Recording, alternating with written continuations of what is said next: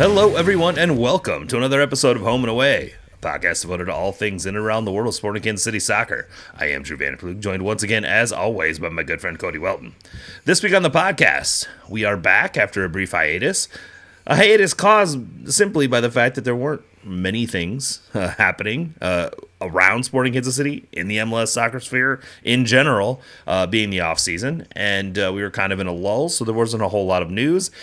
And honestly, even coming into today, I was a little concerned that we'd have enough topics to talk about, and oh my God, has the news sort of crashed down upon us. Not really related to sporting Kansas City per se, but certainly around the Kansas City soccer sphere. So we have a lot of things to discuss. We will get into many different topics. The Kansas City Current and some transactions that they appear to be making are one of them. MLS transactions are certainly starting to heat up during the offseason, and whether or not that means it's a little bit of a time to panic for sporting Kansas City fans, as they seem to be left out of a lot of these transactions. Additionally, Inter Miami keeps seeming to attract the best players in the league, and what does that mean for this league and what's going on and how it continues to evolve. Also, some more tactical corner thoughts as we discuss and think about what this team could be in the future. Maybe an evolution to positional play that might be something that Sporting Kansas City could look to implement once they actually hire a coach and start building that philosophy. But first, it's everyone's favorite thing, the SuperDraft. The most predictable way to provide to acquire talent in MLS happened over the last week. Look, I think there are players available in the SuperDraft every year. Every year there are one or two players that sort of stand out. Jansen Miller, candidly, was one of the better players in last year's SuperDraft as far as league minutes and having an impact for his team. Manu Dua, who was the first overall pick for San Diego, was obviously a very good player for them. But it's not necessarily a mechanism by which you can have predictable success. There are players available, and we see players succeed every year, but it's not necessarily something you can just say, oh yeah, if we pick in this place and we use this data set and this data visualization and understanding, that all of a sudden we're sure that this player is going to be good. Paul Harvey, for all of the great work he does providing this data viz for the last several years, combing through everything that's in Y-Scout on all of these guys and sort of scoring it, it's really helpful. It really is helpful for sort of narrowing down what players may or may not be good. It all comes out 2 days before the draft. No one has any time to sort of, look at that data, use it to target scouting or anything like that.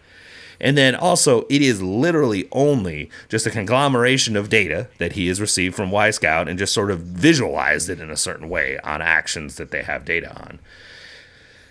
And it provides directional information at best. And I think that there is some correlation to a higher percentage of hit rate within the higher rated players that come from that data than there would be without it. But I'm still not sure that it really means that much in the grand scheme of things. It's not necessarily predictive. No, it's not. And so, as we look at Sporting Kansas City had a first-round draft pick. I'm not even going to attempt to try to pronounce this man's name. I'm sorry. Well, that's a first for you, Drew. You're usually right up there. Usually I am right on top of it. Unfortunately, I did not see a phonetic spelling of it on the website. If there was, then I didn't see it. But I'm going to make my best attempt at it. Kwaku Ayabang. Ajabang? Kwaku Ajabang? Sure. It's probably pretty close. Sam Perron, once he hears this, will absolutely let me know in the Discord later how well I did. But anyway, Clemson midfielder 19 years old, like very much a project player, but one of the Generation Adidas players. And what does Generation Adidas means? It just means that their salary is covered. It's basically sponsored by Adidas. It allows them to be on the supplemental roster for the entirety of their first contract. And it allows them to be compensated higher than the senior roster minimum and stay on the supplemental roster during that time. Jordan Morris was a Generation Adidas player. There are a number of like noteworthy MLS players that were Generation Adidas players that were drafted and then came forward. So there is value from that perspective. Paul Harvey didn't like this pick at all. At all. Like, did not like. Now, granted, maybe his least favorite pick in the whole first round. It seemed like. His analysis was fairly negative. I watched some of his clip compilations. I will say that. Yeah. I went on Y Scout and I did spend about half an hour looking at compilations of actions from several games that they had video for. I went on YouTube Scout and did the same thing. Did you do? Okay. Yeah. I only watched like 5 minutes of it because then I was like, what am I doing? Like, right. Exactly. This is dumb. So you sort of highlight a very specific point when it comes to the Super Draft and evaluating draft picks, which is none of us have any fucking idea if this is going to work out or not. Okay? Nope. Like, as much as I'd like to tell you that I have a clear understanding of this player and what he's going to be in MLS, watching a player play college soccer is just not indicative of what they will become. It's really not. I do trust the domestic scouts that teams have as evaluating these players at a higher level than my eyes will do. I will tell you that I don't think that Paul Harvey's data necessarily captures the player I saw. Mm-hmm. And I think that that's going to be true in something like this, where you're taking a bunch of data points, a bunch of actions, and you're sort of splicing them all together, and it doesn't take into account the playing style of the team that they're on, game state, quality of opposition. There's a variety of things that, and in college soccer, it's such a wide range.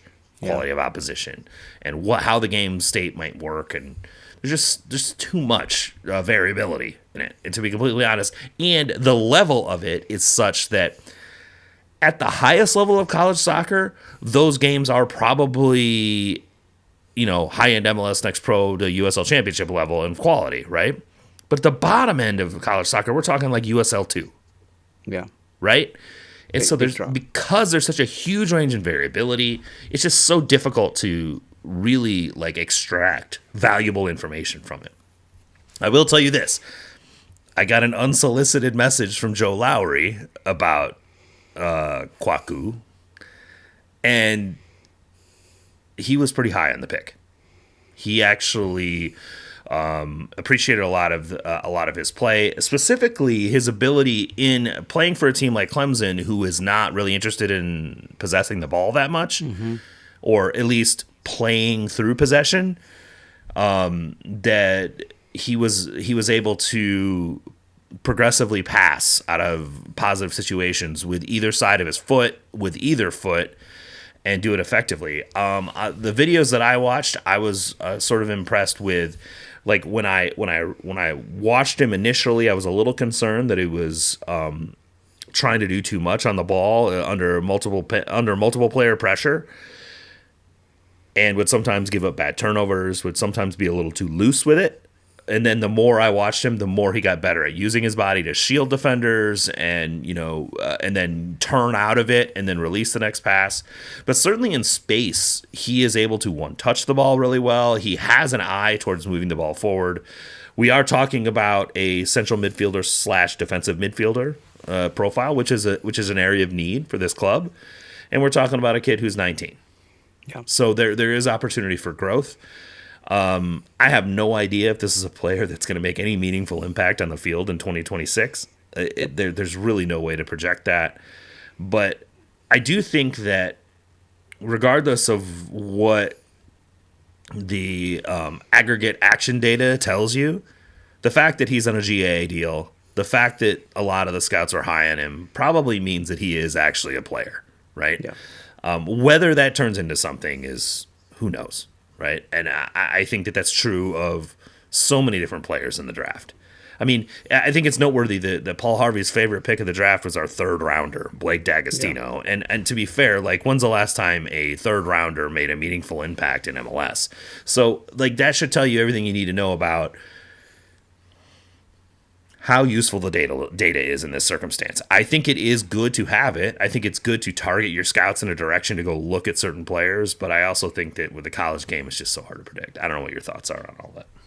Yeah, I mean, my thoughts are, I just like the fact that they paid attention to the defensive midfield spot, because that is a spot that hasn't really been addressed, I think, to either of our liking, either by the draft or by just signings or free agency or any of that stuff. And so at least they're signing players to sort of play in that position. Kwaku looked really comfortable as the deepest midfielder and playing sort of a number 6 single pivot type role. So that I thought was heartening. And he was more like a Tyler Adamsy kind of player for Bournemouth, where they're in a double pivot, but he really is the deepest midfielder all the time. Yeah, exactly. And so when I noticed that jumped out of the screen, off the screen at me, and I was like, okay, that's good. But the reality is, as you indicate, is like nobody knows if that's going to translate at all to the next level, and so I don't know. I mean, it addresses a position of need, and that this might be a player who gets time, at least at the beginning of the season, just by virtue of there not being any other players on the roster, frankly. And so while I think a lot of these picks, all the draft picks really are sort of speculative and developmental. Given the status of the club and the state of the roster, they might play where they otherwise on a different club might not get that opportunity. And I just one of the things I think that I want to point out is that when we're talking about having a successful well-balanced squad, it's not all just starters, right? Like if Kwaku doesn't turn into an every game starter, but is a reliable backup for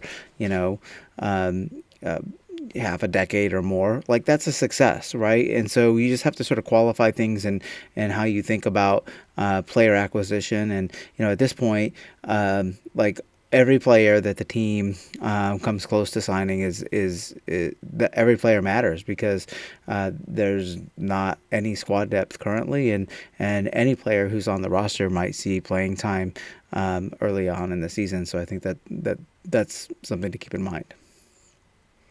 Yeah, I mean, I think that's the nature of why we're even having this conversation, is that so little has otherwise happened regarding the roster build or the coaching search, that we're here overanalyzing draft picks, which are just not the most likely way for this team to be successful next year.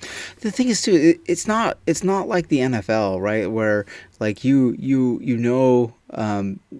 what kind of colleges and what kind of positions have a track record of succeeding, and what kind of player profile generally is successful. And the MLS draft is not really like that. It's just kind of, I think, a lot more of a crapshoot, and you can sign somebody to play as a holding midfielder, and they might end up 3 years later be playing right back, right? I mean, and those two skill sets are so different that it's like... That's the interesting thing, though. Like, when you talk about where their draft is, they traded up to 19th to pick a left back up. Yeah. They picked up a left back in the draft. That actually, Nikos Clark-Tosak, again, I'm probably saying his name wrong, is more likely to probably have an impact this season than Ayubang is. Yeah. Right? Yep. And so, I don't know. We don't know. Like, nobody knows, right? Nobody knows why they make the pick that they made. Nobody knows if it's just the one or two scouts that they have, or if they know something. Obviously, they know something that we don't. But they maybe a future coaching hire is already given their stamp of approval on it. Like, we don't know anything, and so it's just it's just kind of wait and see mode, right? Like, we're just gonna have to wait and see what happens during training camp and during the preseason, and see what shakes out. Yep. And if you're looking at these 4 draft picks as the players you're expecting to make that difference next year, nope. I got some prime oceanside real estate in Gardner, Kansas to offer you. Like, I mean, seriously, like, it's good that they had quality draft selection. They were the 4th pick in the draft, that they were able to select from highly talented players. Mm-hmm. Hopefully those players do make an impact. But even in the first round, it's 2 or 3 players in the first round each year that actually do something. And so you hope you've made a good scouting decision and a good data decision that leads you to that player, but it's far from guaranteed. And so we hope that these are players that will help out, but it's really just not something that you could possibly predict. And again, the reason that we're spending already almost 15 minutes on this is because they have not done literally anything else in the last 2 weeks. And so we're kind of in a place where there's not much else to talk about when it comes to the team. And I promise you we're going to spend some time here in a minute discussing whether or not that window is really getting concerningly close. Let's move on to the other Kansas City soccer team in town, because there are things happening with them.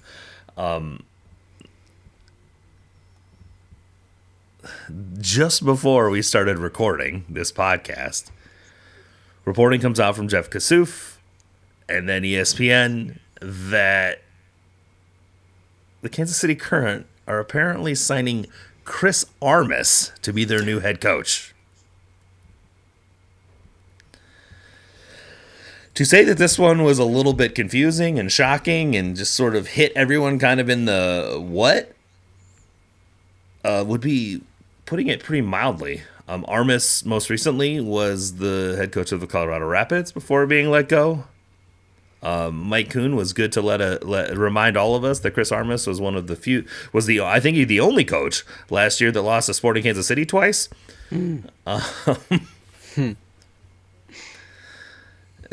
I mean, his record as an MLS head coach is below average, to say the least. He has a losing record in his career, 1.3 points per game. We're not talking about someone who is an elite head coach, at least in his time in that role and for other clubs. So it's kind of an interesting decision. I'm trying to and by interesting, you mean terrible on the face of things. I mean, on the face of it. So it's a super bad look. Like, let's just call it what it is. Okay. So there are plenty of highly qualified female coaches in soccer to choose from. So it's I think it's bad enough when you build your league, and specifically your club, as a female-driven entity, to go hire another coach who's a man, and who, like he's an MLS coach, but he wasn't a good one, right? It's not like they went out and hired like Greg Berhalter or like an actual accomplished head coach. They hired Chris freaking Armas, and so like it just reeks of I don't know, man. It is so confusing to me, because it is absolutely baffling. Because you have built, so this is the thing that I stand on when it comes to this with Armas, or this decision in general. the Longs have done such a great job of building the Current into being, if not one of the most admirable women's professional franchises in the world. Yeah. Professional sports franchises in the world, right? Yeah. Like, if you look at what they've done with this club in a short period of time, they have made them sort of a beacon for women's professional sports in the world. Not just in this country, in the world. And they have done it by being aggressive and going after the best players and going after the best staff and really like building their own stadium and putting their own money up to do that. Like, there's just so much they've done. And hiring Chris Armas, hiring like this, they have, if they're the most admirable or one of the most admirable professional women's sports franchises in the world, their head coaching vacancy is the most sought after. One would think. In the world. And this is not the most sought after coach. I'm sorry. Fuck off. No fucking way. He's not a good coach. And so for you to make this kind of decision is just absurd to me. Like, it doesn't show the same level of ambition that you've shown in building this club.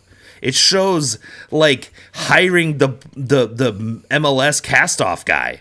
Like, this is just like Phil Neville and a number of other things where they're like, the women's game isn't good enough to get a good quality coach in here, so we're going to hire this guy.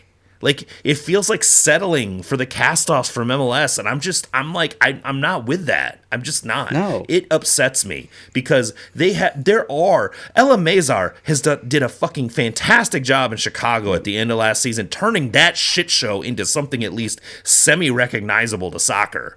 Don't even get me started on their CSO and the dumb shit he's doing there. But she was awesome, like, turning that around.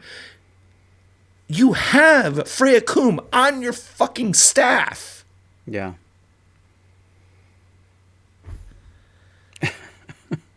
Like, what are you doing? You're supposedly spending so much time and energy into growing the women's professional game, and then you hire the the middle-aged white guy to manage your team. Like Chris Armas is one of you and I.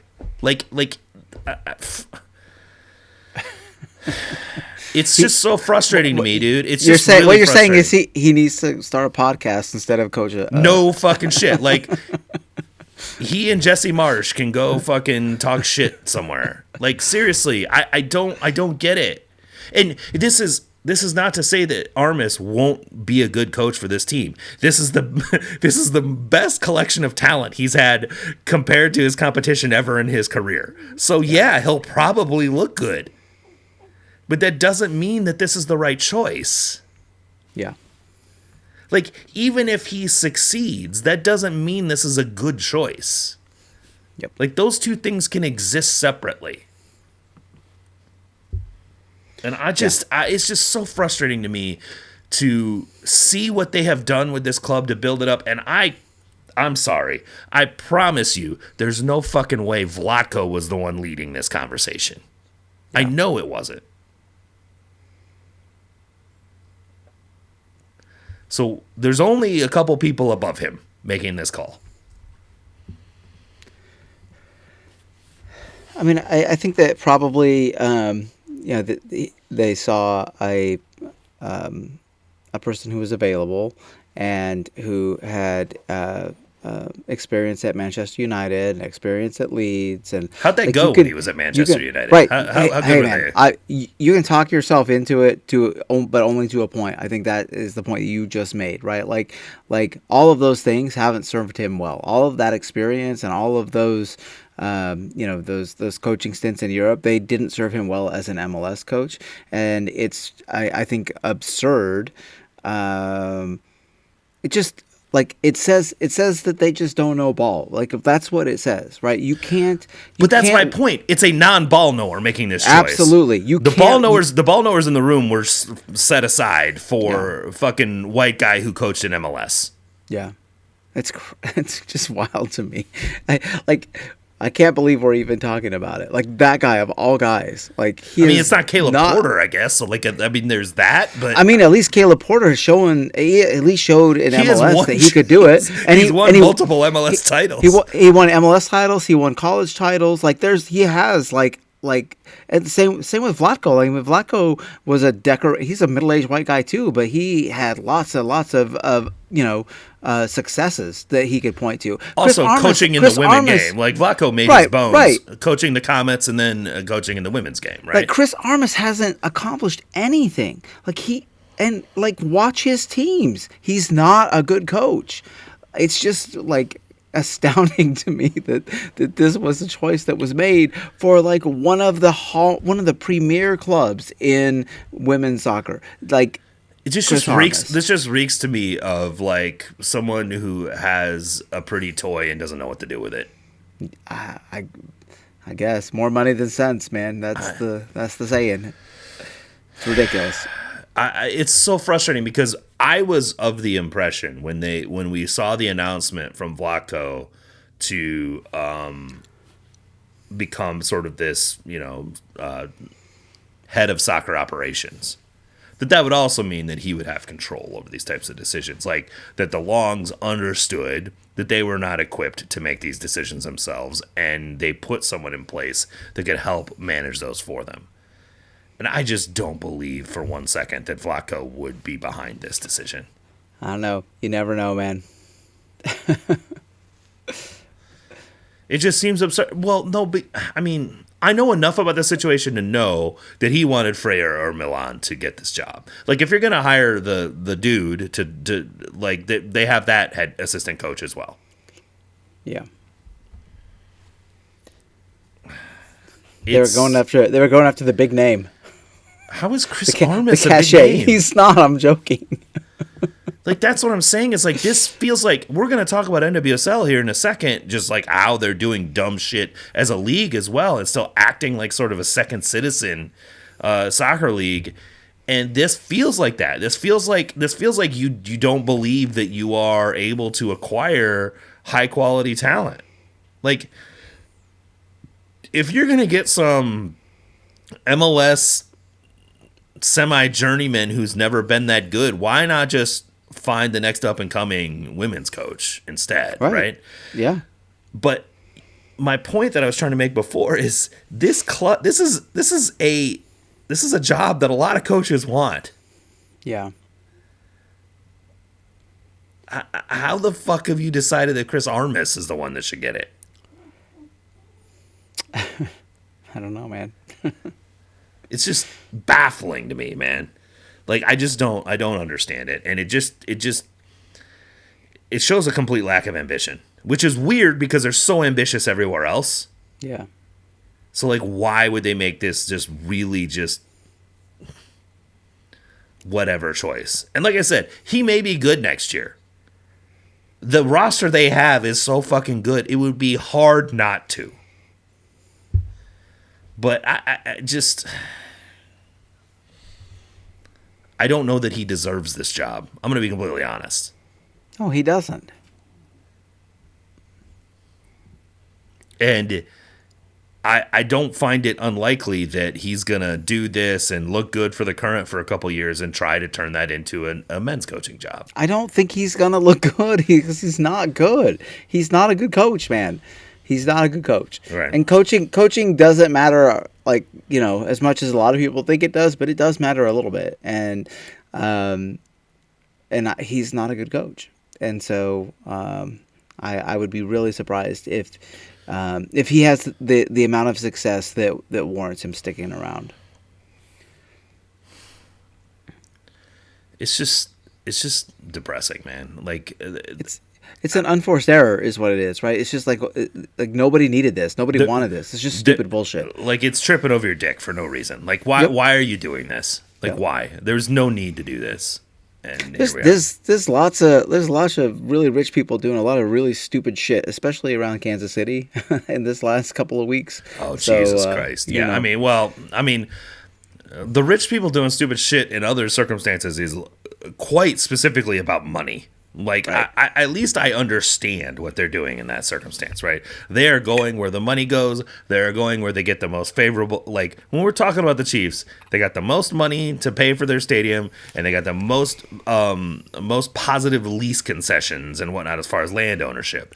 That is why they're doing that. Like, I understand that. I understand the greed of obsessively wealthy people, and I understand why they make those choices. This isn't that. No, This is it's making not. a fucking absurd choice that might make your team worse. Yeah. Like, why? Like, nothing about hiring Chris Armas brings more people to the stadium. Nothing about hiring Chris Armas makes your team really better in any way. Yeah. It's like an absurd decision that like literally like doesn't help your bottom line in any way, doesn't necessarily like improve your performance on the field. It just reeks of like, this guy was in MLS, so he must be good. How could we possibly get an MLS coach? Could you imagine what it's going to be like that first practice session? Like, those women are going to be like, dude, what the fuck? Like, who are you? Like, what? I'm livid, and I don't even play for the team, but I would be just so offended and so skeptical of everything. And it just seems like a bad vibe waiting to happen. Yeah. And all the teams he's coached are really young teams that run a super high pressure system. Yeah. They don't have the midfield for that in Kansas City. They do not. As much as I love Claire Hutton, she's not a high pressure midfielder. No, she's and not. Lowe is 32. Yeah. It's just a weird choice, man. It doesn't even make sense for their personnel, right? So like I'm confused by it. It just none of it seems good business decision to me. Like, say whatever you want about, like I said, say whatever you want about the choice or whatever. If you're if you're the owners of this club, this doesn't seem like a good business decision. And it seems like, I don't know. We'll see how it plays out. I've made my thoughts clear on this one. Let's move on to MLS news. Everyone loves a little hot stove. There were a number of transactions that happened since we've last recorded. None of them involve Sporting Kansas City. None of them involve Sporting Kansas City, which of course has led to what will be our next topic.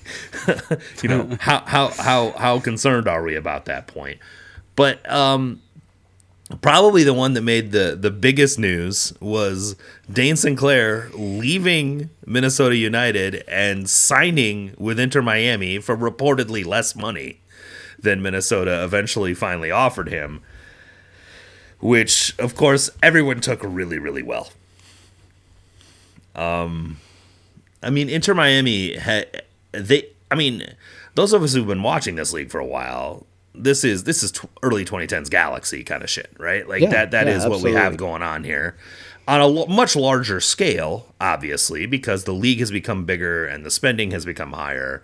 So it is a much larger scale. But Inter Miami is doing the early 2010s Galaxy. And man, I mean, everyone in the league hates it. And and Andrew Wiebe kind of went and poked the bear a little bit on Twitter. And I love it because I don't think anything he said was wrong. And I also think him poking at, angry trolls on the internet is what drives interest, unfortunately. What did he say exactly? I didn't. I think I'm paraphrasing because I don't have it up in front of me right now. But he said something about like every team should strive to have the level of ambition that Miami does. Well, that's not an inflammatory statement. That's an accurate statement. It's an accurate. Well, of course, everyone's like, well, they're breaking the rules. They're blah, blah, blah, blah, blah. Like all of the sort of accusations that come out about it. As we discussed last year, at one point, I kind of went into this with Miami's how they signed Rodrigo de Paul, how they've done certain things. They're pushing the edges of the rules, but they're still doing it within the boundaries of the rules. And everyone wants to act like they're cheating, as opposed to just saying, hey, why doesn't your team do this? Like, that is what Wiebe is saying. It's like, your team is perfectly welcome to do the same shit Miami's doing. You don't even have to do that, right? Like MLS is one of the few football teams in the entire freaking planet where there's no direct correlation between spend and wins, especially when it comes to MLS Cup, which is a knockout tournament, right? A single game knockout tournament. But like Philly doesn't follow that model, but Philly is a very successful club and a very ambitious club. Just demand more from your club, right? I mean, they're a successful regular season club. I don't know if they've ever been really that. They made one MLS Cup final, so right. let's be careful, and one Open Cup final. But when you compare their success with their spend, what I'm trying to get to is that they are also an ambitious club. They just go about it differently, right? They spend I'm not sure if I'd call Jay Sugarman ambitious. Like, I think you're being very kind to Philly. Oh, man, no. Especially given their approach to their academy, they are a very ambitious club. And I think because you really like youth development and you're very sort of tied into that, and that is something that you appreciate quite a bit. They have built a structure to build you, and it used to be Dallas in the 2010s. It was that club, and Philly has usurped them and sort of replaced them. And Dallas almost seems like out in the I forget what the damn metaphor is, or the cliche wilderness, is, but out in the wilderness. Thank you. Wandering in the wilderness. They're wandering in the wilderness when it comes to youth development now. So I agree with your point, but to say that Jay Sugarman is ambitious, I don't know. I mean, it takes a little bit more investment than he's actually doing at this point to say that he's ambitious. But I do understand the point that you're making, is that there are alternate ways to go about building out your club that you don't have to. I mean, first of all, I will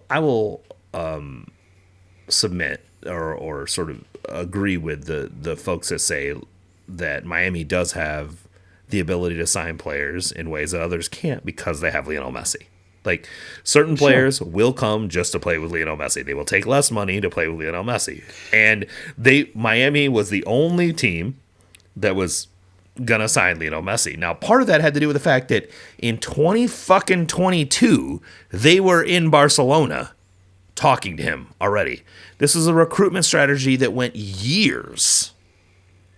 And yes, they had to do wild shit with the rules about how a player is compensated and get Apple and Adidas and all these other partners to sort of pitch in.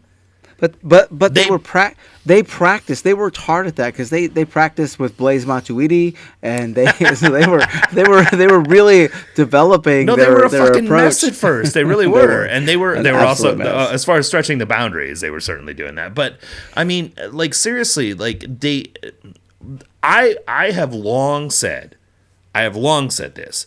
The biggest signing that Inter Miami ever made was signing Megan Cameron away from Sporting Kansas City to run their to run their cap operations. Yeah. They signed her, they gave her a title bump and a lot more money to run their cap operations. This was right after all of the fucking sanctions happened. They needed someone that really understood the rules to be able to manage that for them, and she's still there and she's still doing it.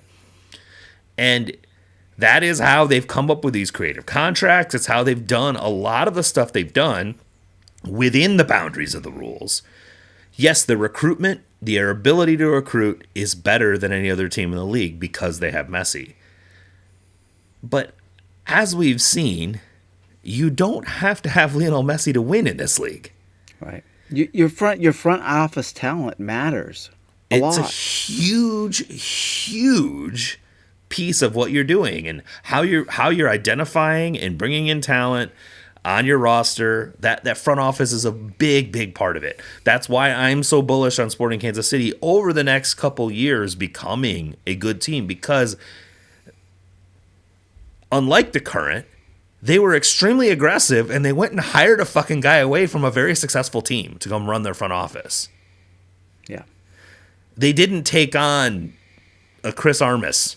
Right? They went and found a guy who had been doing it for 6 years successfully, and they brought him away from that team. That is the type of ambition that I'm looking for, and I think that ambition will continue. In the short term, it looks like it might be painful. In the long term, I do believe it's going to work, right? And I think that's always sort of been how this club has gone about doing things. They look at sort of the long-term goals. And that goes back to Miami. They were making these pitches back in 2022. They were recruiting. They were trying to bring Messi. They knew that if they sort of created this momentum around it, that all of these pieces would start coming together. Now Sergio Reguilon is signing to be left back for them for less than half of what he was making at Tottenham. Now, granted, I don't know what his prospects were outside that. I mean, the guy had no contract for 6 months. Now, granted, he probably already had a deal with Miami, which was the reason he was willing to just sit. But also, he wants to come play in Miami, where there's no income tax, unlike Spain, where there's a lot of income tax. And he wants to play with Messi, and he wants to do all of those things. So, like, there is value, certainly, to that. I'm not sure spending high TAM on a left back is necessarily the best thing. Like, Jordi Alba, I sort of get it. Sergio Reguilon is not Jordi Alba. Let me tell you something. I've seen a lot of Sergio Reguilon. Not Jordi Alba. No. But he is a very good player. And so I think that they're continually able to reload, and then they sign Dane Sinclair. This whole thing with Dane Sinclair, it's interesting, right? Because Sinclair is choosing to go play with a team he thinks is good and he could help, and probably it increase his own profile, right? Because they know that That's really it. Yep. Miami is the most watched team in MLS. Yep. They are on TV all over the place. Everyone's going to see them play. We've talked about how much Mauricio Pochettino didn't even know about Christian Roldan until he saw the Sounders play Miami, and he's like, "Oh, who is this guy?" Yeah. That is a thing, right? And Dane Sinclair being between the sticks for that team will give him even more visibility. Yep. But additionally, because their defense is so shitty that he's going to have to make he's going to be visible. they were a lot better. They were a lot better. Yeah, I was just making a joke, but yeah. He's gonna get a lot of eyes on him when you consider the World Cup and then playing with Messi. It's and having some mobile central midfielders now that Busquets is gone will probably help there as well. I think that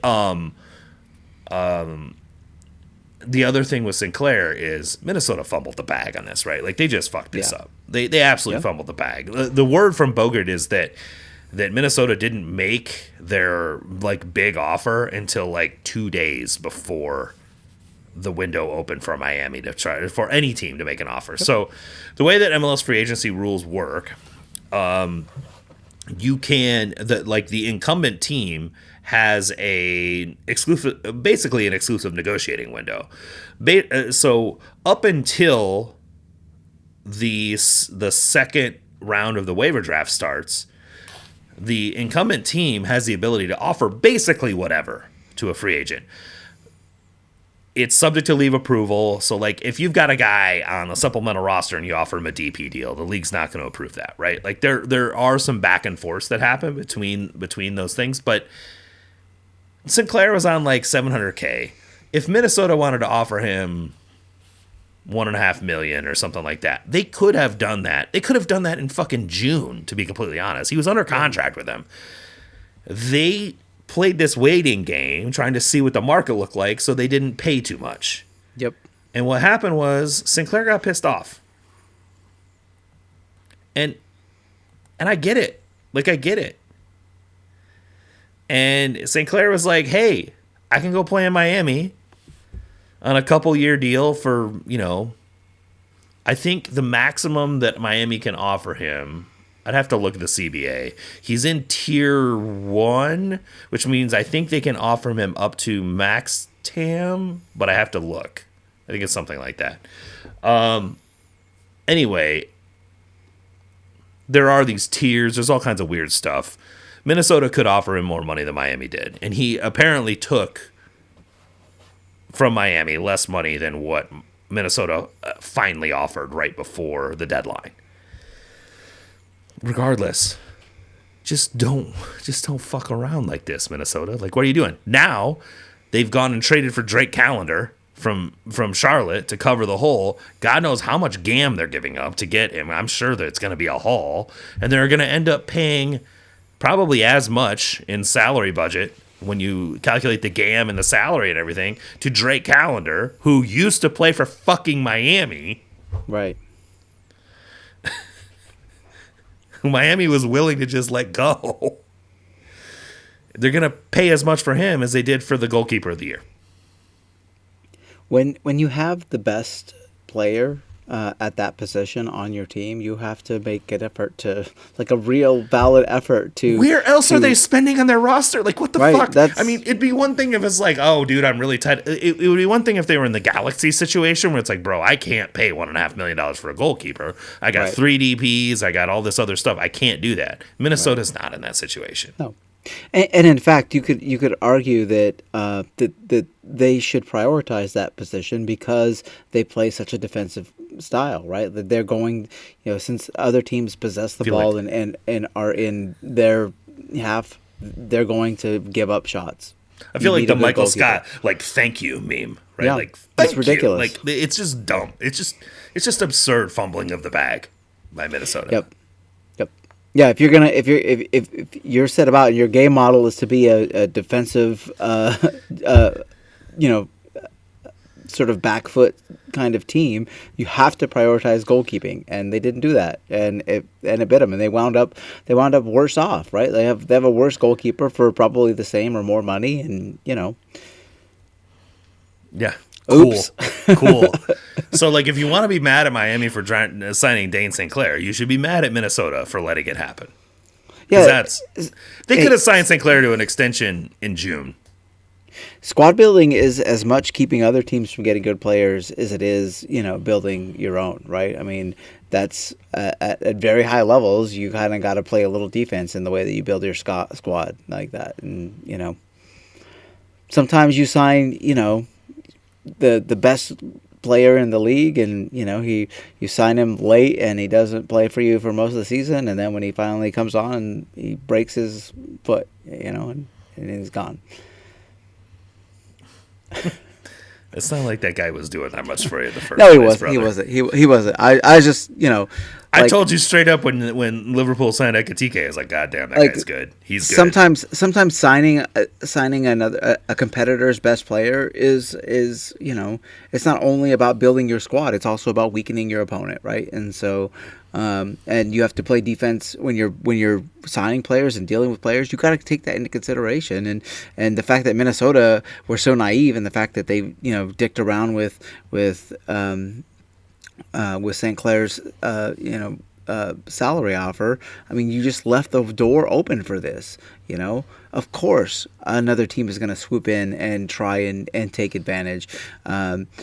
It's great that MLS is just now getting wise to that, and because the intra-league deals have become such a big deal. But we'll see more shit like this, because that's how cutthroat you have to be.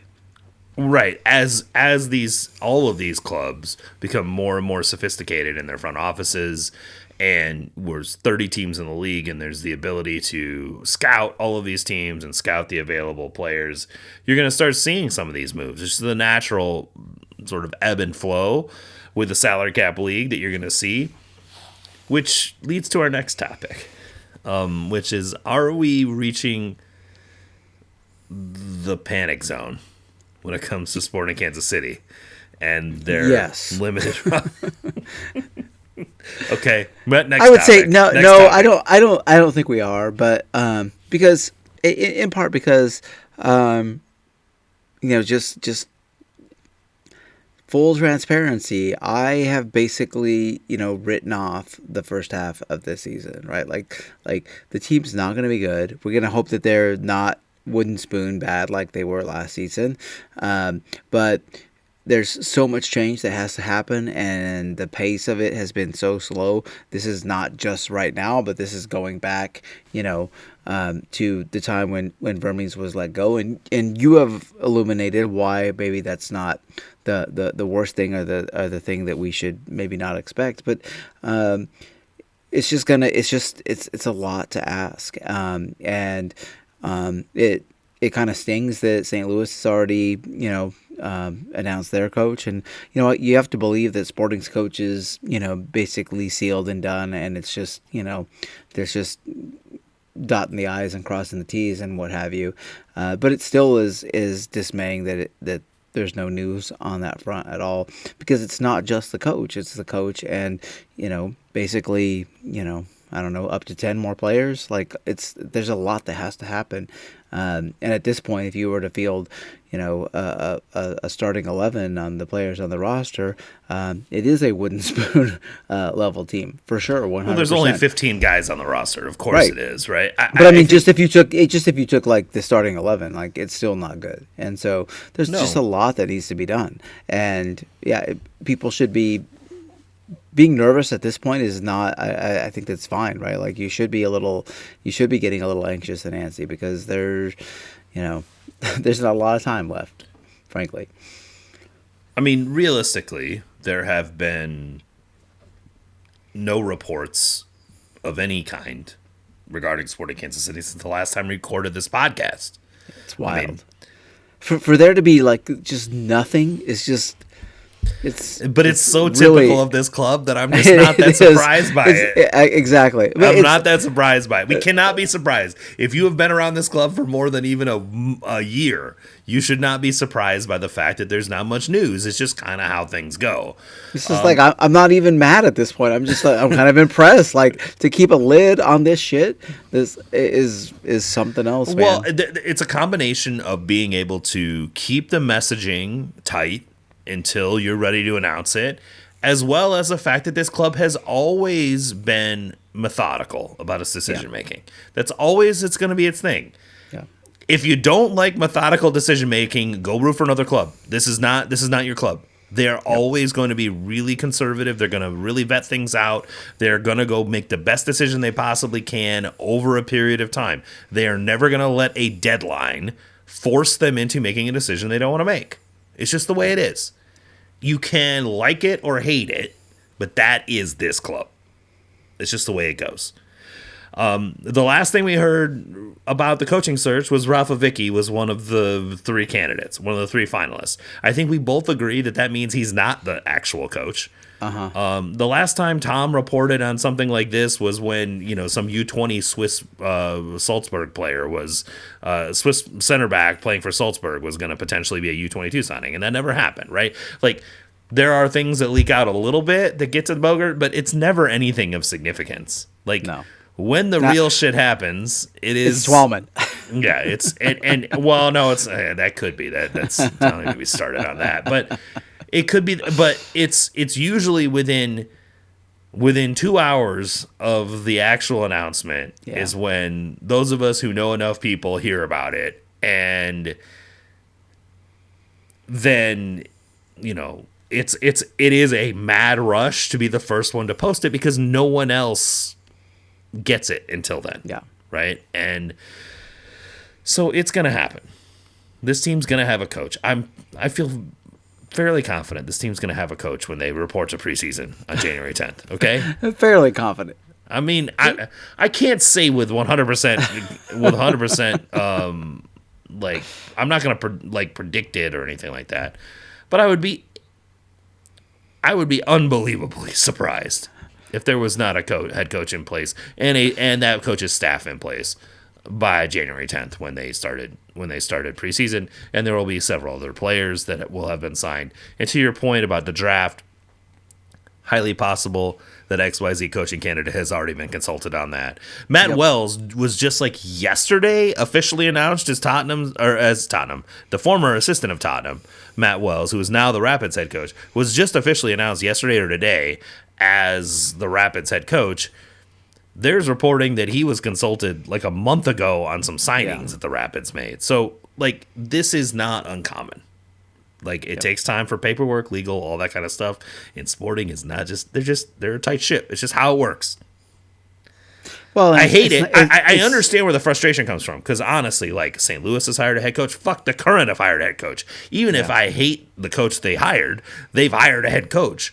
All of these teams have made these moves, and you're just sort of sitting here twiddling your thumbs going, are we going to do something or not? And realistically, also on the player side, a number of free agents and other players have already been signed, and you're just like, Is the, fact that we haven't put the coach in place sort of limiting our ability to sign some of these players? We discussed Brandon Bai. He is already with the Portland Timbers. We discussed Hassani Dotson, who appears to be going back to Washington, play for the Sounders. Some other high quality free agents like Paul Rothrock appears to be going back to the Sounders. Like, there are a number of, you would have expected Sporting to be a team that would be playing heavily in the free agent market with their available roster spend, and a lot of those guys are gone.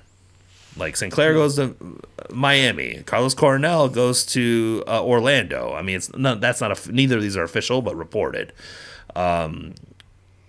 Walker Zimmerman goes to Toronto FC on a TAM deal. Sean Johnson gets signed by DC United, it appears like. I mean, all of these are reported, again, not official. Things are getting a little light. Jonathan Bell, even another center back free agent, is signed with Austin. So there are so many of these transactions have already happened. What realistically are the options for a team that has a limited number of international spots and needs to fill up the roster with the domestic players? So I understand the concern, I do, and I'm not saying it's nothing. I do, for whatever reason, have faith in David Lee and his ability to work through this and plan through this and have a legitimate plan for addressing it.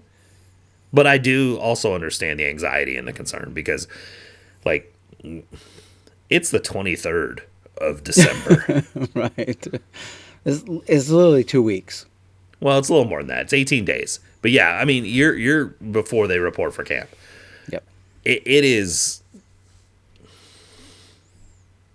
It's close, right? Yeah. It's 2.5 weeks, whatever you want to call it. It is close, and we're reporting for camp, and the team has 15 players on the roster. Yeah. And no head coach.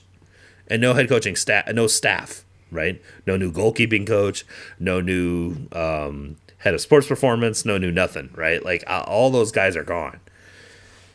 And so it's legitimate. I understand it. And I wish I had a good answer for it. I don't.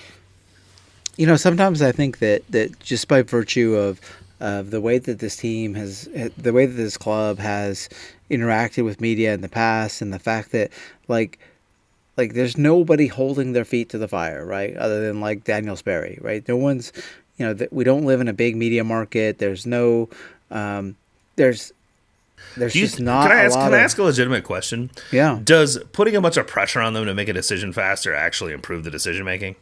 Oh, I don't think it improves it. I just think it makes them maybe more interactive. There's no incentive for them to release any information at all.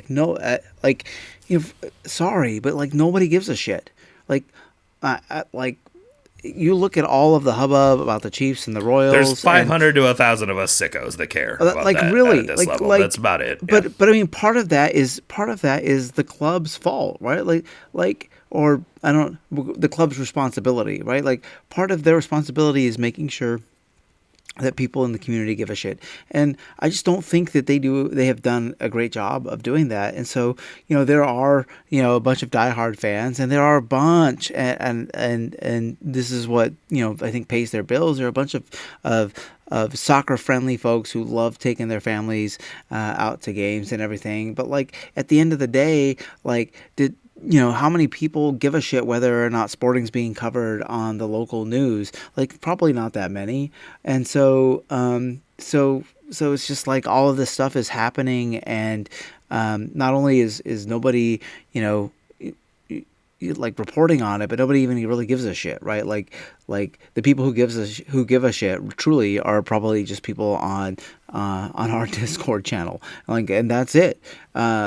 And I think that that has to get a lot better, and I think that there has to be a lot more buy-in around the club in general. But it's kind of one of those chicken and egg things, right? And at this point, and I thought this a lot, during the Vermes era too, is that they just they just really benefit from a lack of scrutiny, and that's something that's not afforded to like frankly any of the other clubs in town, any other teams. Like, the NFL teams are heavily scrutinized, the Royals obviously, and even like the current fan base is, and part of this is because the current are so good, but the current fan base is really engaged and really, I think, good at holding the club to the fire. And I just like, I don't know, man. I just kind of get the vibes around like Sporting Kansas City fandom just aren't. They're not that, right. I think that I don't think that they're piss poor, but they lack that sort of like vibrance and intensity, and so I think the team kind of gets a pass a little bit. But like that is absolutely like anecdotal and me editorializing. But there's not a lot of like they have no juice at the moment in the Kansas City sports landscape. Like they don't. Like if you could have negative juice, that's what they have. I mean, I can't disagree much with what you've said. I mean, part of it is the performance on the field. It's hard. 100%. It's hard to create that. Yep. Gravity and sort of momentum towards interest. But that's true. But like look, every single person in this city who pays any attention to sports knows who Temwa Chawinga is. Like that's a fact, right? Nobody knows who Dejan Joveljic is. Nobody. Temwa Chawinga is the 2-time MVP of the league. Dan That's Joveljic true. is not. Like, and Sporting finished fucking fourth to last year, and the current just had the most successful regular season in NWSL history. Absolutely. So like that's true. the point that I'm making. It's like it's easy to know about Temwa Chawinga. Yep. It's also I think it's also easier to get eyeballs on the shiny new thing in town. So like I think there are. And I'm not trying to diminish the current and what they're doing. Speaking of shiny new things, wait till they see Chris Armas' bald head, man. Jesus shiny Christ, and new. Yeah, that's shiny, yeah. I mean, I don't know how new Sorry, it is. I had to. It's new to Kansas City. Come on. That's what I meant. I think Chris Armas is older than I am. Not new. I don't know about that. You don't think he's older than me? He's No, 53. He's older than you. Oh, my God. Wow. I think that and I'm not trying to diminish what you're saying. I think what you're saying is very relevant. I think it's difficult to get people's attention when you're bad. Even the Royals struggle with this. Like I think it, but I also think, like, to your point, the branding part of it is valuable because at a certain point, MLS has to come up with other revenue streams. Yeah. For them to continue to grow. If they want to spend $20 million on a player, if they want to continue to invest in the roster, if they want to continue to make the experience better, et cetera, et cetera, et cetera, their revenues have to increase. And they can't do it just off selling tickets to the game and selling merch at the game. Like, that's just not going to work. Like, they've already sort of exhausted that revenue stream, or they've maximized it as much as they can. And yeah, it's better when the team's good, but that is not predictable, and it's not consistent, right? Because it's a 30-team league, and you're not going to be that good all the time. So you have to find a way to create interest in the team outside of that, right? And even when the Chiefs were terrible, you go into Rally House and there's a billion Chiefs jerseys and there's a billion Chiefs stuff. Like it became sort of that was the biggest thing when I moved to Kansas City that I just was not aware of, was just how big of a sports town it was and how invested it was in their teams, both of which, the Chiefs and Royals at the time, sucked. Yeah. And so it was like, okay. You're like, what's going on? What the fuck is wrong with these people? They like these shitty ass teams. I don't get it. Like, these teams blow. Like, why are you guys? Now, granted, you could get to a Chiefs game for cheap. You could get to a Royals game for cheap. But you would walk into the Rally House in the Plaza, and it's just Royals and Chiefs shit everywhere, and everybody's buying it. Yep. And I so there is some value in creating that sort of sense of community and connection that I do think the Current have tapped into, and I do think that the Sporting tapped into during the rebrand, and it didn't hurt that they were very good right after that as well, right? Not immediately after, but when they opened the stadium and the sequence of events after that, they were really, really good. And I think, and then you have the whole run from about 2012 to 2017, where they're winning multiple trophies and all of the positive things that happened. It created a lot of momentum and interest around this team. And a lot of us come from that time, right? Right. I mean, as much as I'd like to act like I'm from, Arrowhead in 1997 or 96, I'm not, right? A lot of my interest in this team really came up when the stadium opened. Yeah. And I think that's true of a lot of fans of this club right now, at least quote unquote, what some people on our Discord would consider to be the long-term fans. We have a number of fans in the Discord that have been fans of this team for 3 or 4 years. What the fuck is wrong with them? I mean, they're I like feel for you guys. They're like the Chiefs fans I met when I moved here, right? It gets better. That's all I gotta say. I promise you, it's not always like this. This team has been good. But I think it also relates to the fact that the stuff that you were talking about is, even when this team's bad, a bad day in Children's Mercy Park is still a good day. 100%. Yeah. And I think that there's something to that. And you're right. Like, the team needs to do a better job of marketing its stars and turning them into something. I don't know that Dan Jovelich is necessarily the best person to be doing that. And I don't. But I say that, and Temwa Chwenga is not a person who's out in front of the press all the time. No, she is. When you hear her speak, she has a very thick accent. It's hard to understand her, and she intentionally sort of stays away from speaking because of that. I think she has anxiety related to that, which I would understand completely. You can be the face of a club and not necessarily speak great English. It's fine. I mean, let's be honest. The most marketable player on that team is Lola Monta, and she has done a very good job she has. leading into that and making money off of it, which she should. But I think that. I think there is some opportunity there for the club to get back to what it was when it was originally rebranding and opening the stadium, which was a community club that was kind of our thing, right? Right. Listen, I understand it's worth $700 million or whatever it is now, and it has become a massive corporate franchise. Like, I understand that. Yeah. But what makes the Chiefs and the Royals is, like, everyone in town feels like it's part of them, right? Mm-hmm. That they have a part of it. Even with this giant $3 billion bullshit happening that they're gonna build for the Chiefs, and I do think it's gonna eliminate some of that sort of community bonding that goes with it. But realistically, like, that is what this city has with its sports teams. It's like a feeling of belonging. Mm-hmm. And I think that there is an opportunity for the club to sort of tap into that a little bit more, or go back to tapping into it again. And I think it will help them long term,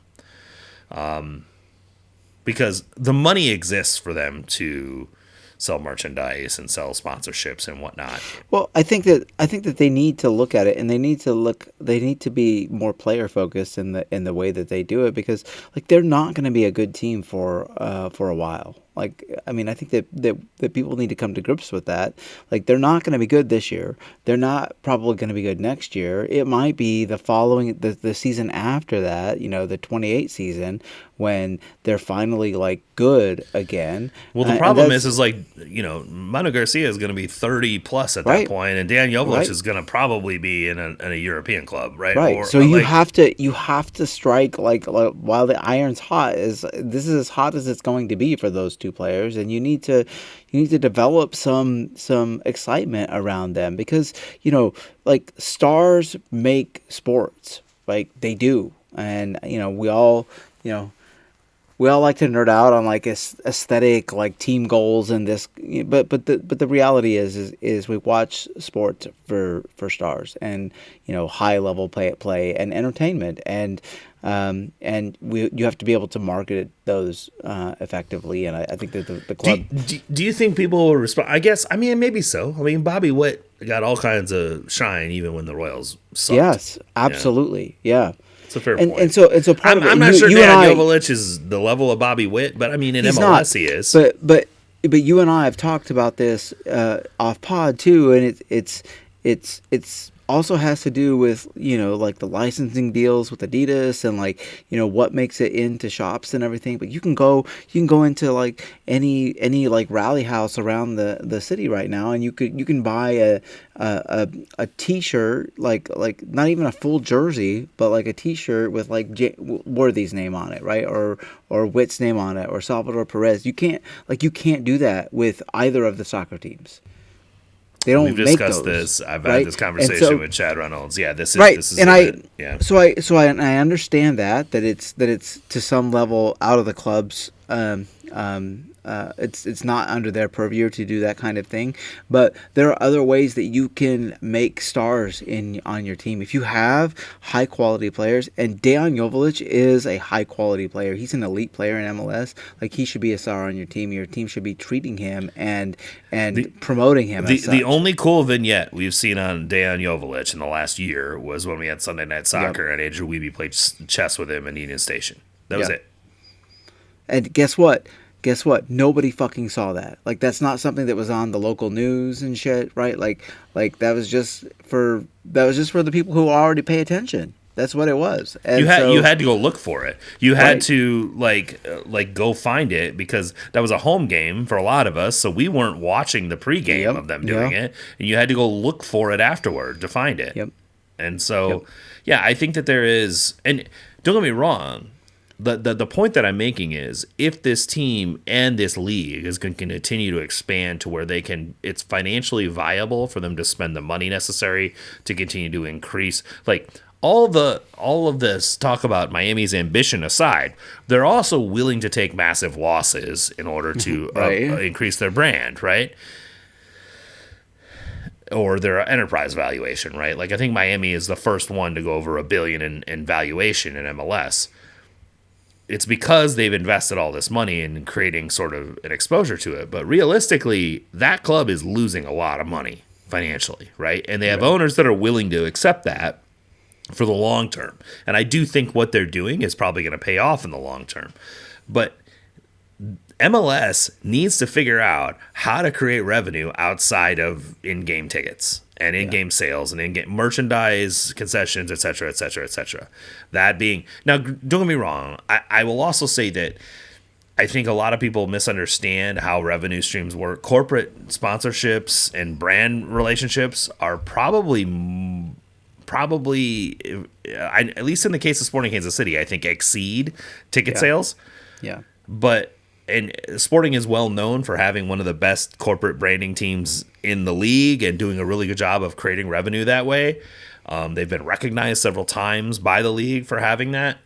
Not every team is as good as Sporting is at that, but I do think that those exist, but those are limited as well, right? You are only able to sort of extract a certain amount of money out of these corporate partnerships and sponsors based on exposure, right? They're paying for this based on exposure and what it means for their company. So you have to figure out how to increase that exposure, and at a certain point in game is not enough, right? It has to be a larger audience who is just tuning in to watch. And MLS has some work to do. Well, right. Regard. So why would a larger audience tune in? And that like takes us back to the stars thing. 100%. You got to have stars. You have to market your stars. team better. You got to have narratives. You got to market narratives, and it can't just be on MLS to do that, right? MLS. I mean, well, and it can't just be in the team section of the Apple TV app thing, right? And Chad and I have had conversations and argued about this with each other already. There are limitations as far as with the TV deal where they can put some of this content and whatnot.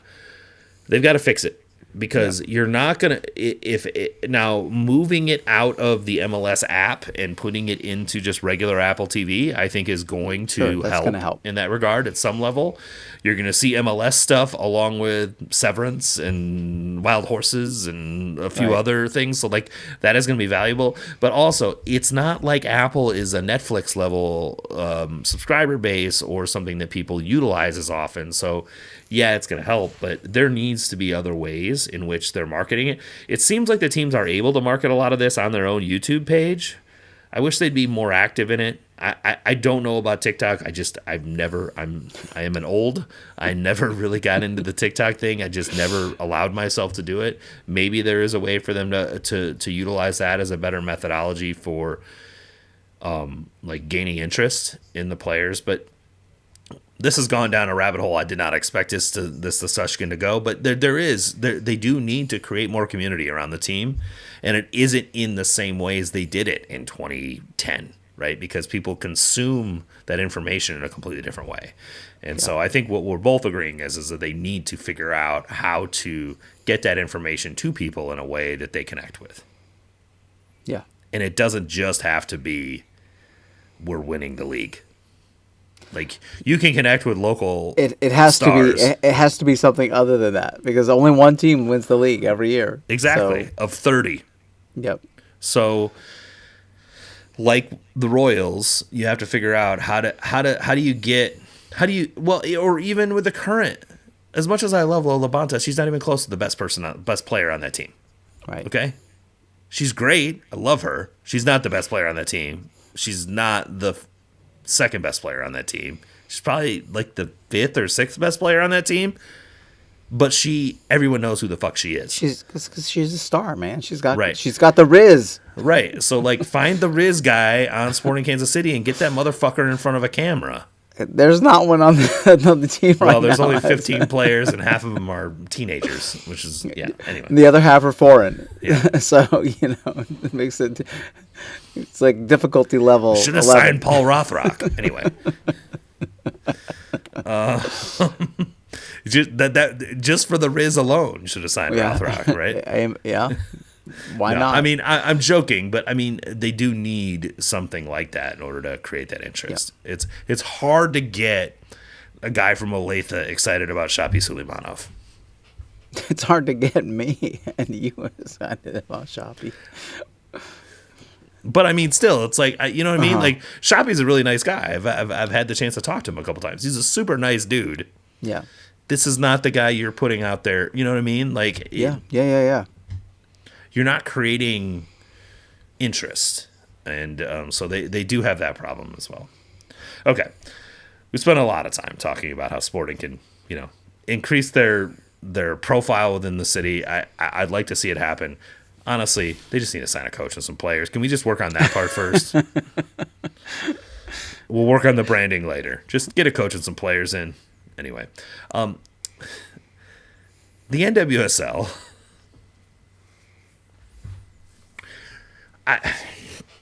So first, the current hire, Chris Armas, apparently. The NWSL, for some reason, has decided to make the most convoluted and arbitrary fucking change to their salary cap rules possible to supposedly solve the Trinity Rodman situation. Where they have created it's being contested by the Players Association. I should be clear. The Players Association has already announced that they will be filing a grievance to contest this. They should. They brought out, the NWSL has brought out what they call the high impact player. So designated player by another name, I guess. I don't know what you want to call it.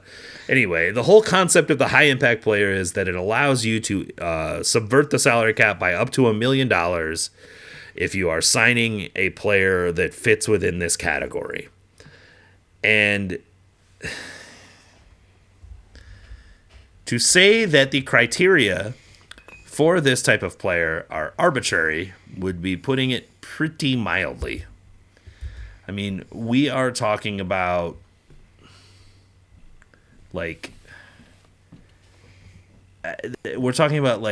top 50 players in marketability according to Sports Market Watch.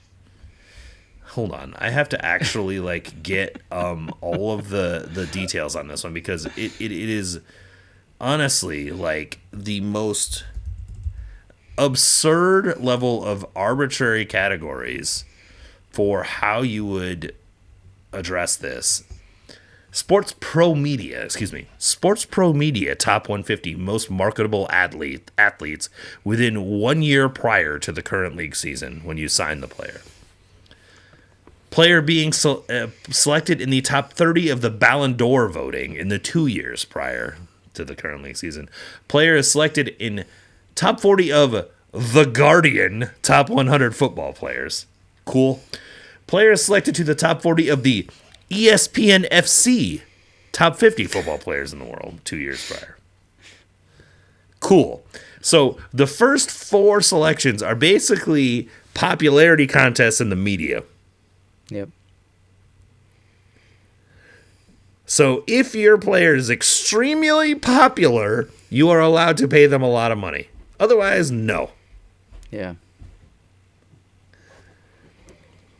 Extremely popular players have all the marketing deals that they could possibly want. They don't need the NWSL to help them in that regard. But okay, fine, whatever. The next categories are like top 11 minutes played for the national team in the prior 2 calendar years for field players, or you have to be the top goalkeeper to qualify for this. Selected as an NWSL MVP finalist within the last 2 league seasons, so that's 6 players. Selected to the end of year best 11 first team within the previous 2 league seasons. By the way, remember that they put a winger as a midfielder in the last NWSL 11 best 11. This is just the most absurd, arbitrary fucking why? Like why? This is NWSL. This is MLS 2.0 shit, isn't it? Yeah. Like just. Like, so if you think the MLS salary cap is a Rube Goldberg machine, look at this fucking shit. Like, it blows your mind. Does Kat Macario qualify under all of those? You know, that's a very good question. Because I saw some folks saying that she did, and some folks saying that she didn't, and I didn't have time to parse through everything. But like, if she's doesn't, she's not in the top 150 most marketable. I'd have to, you know what? I keep talking, and I know where the list is. I'll bring it up. Yeah, so it matters because that's one of those things where, you know, if a player of that quality, who, you know, I think you know, most people who know ball know that is a good player. Like, that is, you know, an elite player, one of the best players in the world. She's had a lot of injury problems, and so it's hard for her to be able to, you know, put consistent performances in you know, more than one season back to back. But she's a fantastic player, and anybody who's watched her play for the U.S. men's team, U.S. women's team, knows that that's the case, and she's a player who would be deserving of that. You know, even if she doesn't like technically qualify under all of these stipulations. What did you find? I haven't found it yet. I'm still scrolling. So, it totally doesn't matter whether she does or not. But like, you could imagine a scenario where there's a really you know, high level player who doesn't satisfy, you know, all of the machinations that are required for them to be a hit player, and it just seems silly. Like, I don't understand, like, why don't other leagues just adopt like a NBA style luxury tax? Like, why? Or just increase the cap. No, I understand why they don't do that. Like, some owners don't want to do that. They want to cry poor, right? Sure. But that's what I'm saying. Like, the poor owners should not be holding back the owners that want to advance the league. Yeah, but that's always the way it is, right? Like that's just the way it's going to be in every league, right? I mean, yeah, it is. Unless you have, you know, promotion relegation. That's the other solution to that. But that also really, that's another reason that all of this stuff really upsets me about what the Current are doing, because they've invested so much money and energy into making that team a brand that is actually profitable and prints its own money, and they're not, and then they invested in Chris Armas. Anyway, keep going. I'm just so absolutely baffled by that whole thing. Okay, I found the article. Keep going. I don't know, the you know, the NWSL just has, like, they can't really decide what they are, right? Like they can't, and you know, because they're sort of unique, you know, all these European clubs, they have really strong, you know. Kat Macario does qualify. I think it's because of minutes on the women's national team. I think that's why. Perfect. But my point still stands, right? You can imagine very easily a scenario where she wouldn't qualify. But I think that like this mechanism is going to catch most players that would qualify. It's just I think mostly it's handcuffs that are unnecessary, right? And that maybe don't they don't further the game. There are 99 players on Earth that qualify right. for this mechanism. Right. So like I don't know, like what's the point, right? Like I don't know. It's just weird. It just seems unnecessarily complicated. It does. And created by lawyers and consultants to bill as many hours possible against the NWSL to create this mechanism. And there's a sports labor lawyer portion of this. So let's get into the conversation about the MLSPA filing a grievance against it. So they had already filed a grievance against it for Trinity Rodman's contract, right? So bringing everyone up to speed who is not like super clued into this news cycle, Trinity Rodman was offered a contract by the Spirit that had a fairly significant salary escalator in it, and that salary escalator was, according to the Spirit, expectant on a significant media rights sharing bump coming that would cause the cap to increase a fairly significant amount towards the end of the contract that would allow them to pay the salary. Even if it didn't happen, I mean, her contract was not outside the bounds of the salary cap. It would have made it very difficult for the Spirit to field a competitive team with Trinity Rodman in the later years of the contract, but it wasn't outside the bounds of the salary cap. And NWSL spiked it because they said it wasn't quote unquote within the spirit of the rules or whatever. But it did not actually breach any salary cap rules. So NWSLPA filed a grievance against that ruling. Now they're expecting to file another grievance against this high impact player thing would allow the Spirit to sign Trinity Rodman. She is amongst the 99 players that are on this list. So she would count as a. I don't know if they've really qualified if it's no salary cap impact or it's limited salary cap impact for these high impact players above the cap. How this is all calculated is going to get even more complicated than I even want to think about. I already do this for one professional soccer league in this country. I'm not going to do it for two.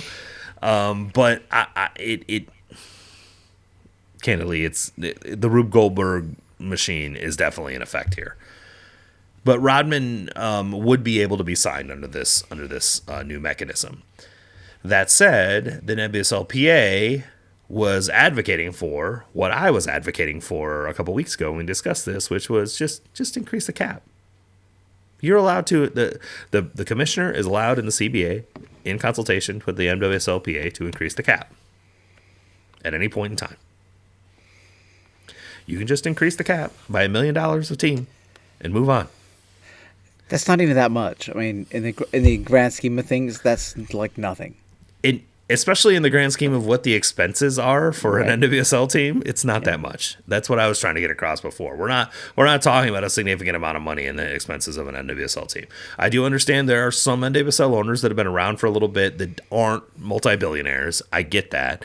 So they don't want to see $1 million in additional spending. They can just choose not to. There's a minimum spend. They just meet the minimum spend. They can just do that. Yep. But they don't want that either, right? This is the same arguments that happen in MLS Board of Governors meetings where you have Jorge Mas that wants to spend $100 million on Lionel Messi, and you have Greg Kerfoot in Vancouver, who, by the way, that team was very fucking good last year without Lionel Messi. So, like, there are ways to work with, I sort of understand the dynamics of what they're arguing for. But there are also teams like Colorado, who, like Montreal, who just sort of exist. Right? I mean, there's no real attempt to be competitive. They just spend within their means and just sort of exist, right? Yeah. And I understand why the owners of the North Carolina Courage don't want to go from a team that has been very competitive in this league for the last 10 years to the Montreal Impact Zone, right? Like, I get why they don't want that to happen to them, but realistically, the problem this league has is that the Chelseas and the Manchester Cities and the Lyons and the Barcelonas and the Bayern Munichs and the Arsenals are all going to come calling for their players, and if their salary cap continues to inhibit their ability to keep those players in the league, the NWSL is going to start losing relevance. It's so like I hear a lot of people comparing this to WNBA, and the WNBA is sort of kicking themselves in the teeth right now too with their whole CBA negotiations. The benefit the WNBA has is that outside of unrivaled, they don't really have competition. Yep. Right? They don't have Barcelona or Arsenal or Chelsea coming to sign their players. Those that competition doesn't exist. The NWSL has significant competition, and they have to figure out how to participate in that competitive world if they want to maintain the posture they have and continue the because they're like, you can talk about their enterprise value growth all you want. It's gonna slow down really significantly if all the good players are playing for Chelsea, Arsenal, and Barcelona. Yeah. If all the good, if Trinity Rodman goes, and then, I mean, it was a big deal with Sophia Wilson, like got her, exercised her $1 million option with Portland. I mean, it's $1 million option. Of course she exercised it. Like, what the fuck are we talking about here? She's coming off maternity leave, hasn't played in a year. Yeah, I'm going to take that $1 million. We're going to come out here and wreck shop, and then I'm going to get even more in Europe the year after, right? Like, that's the thing. If Sophia Wilson and Mallory Swanson ends up in Europe, like Claire Hutton continues to ball out for the Current, and they can't afford to keep her, right? Like, what do you do? Michelle Cooper's not on this list, by the way. Is probably going to play a ton for the U.S. You hope, if you're the Current, you hope she plays a ton for the U.S. women next year so that she meets this top 11 threshold and you can use her. You can use this mechanism to keep her. But if she doesn't, what if she's 12th in minutes for the team next year? She can jet off to Europe and make a lot more money. Which you would, like, who would be upset with her for doing that? Yeah, no one. Meanwhile, they have an ownership group that would gladly pay her. Yep. So, like, it's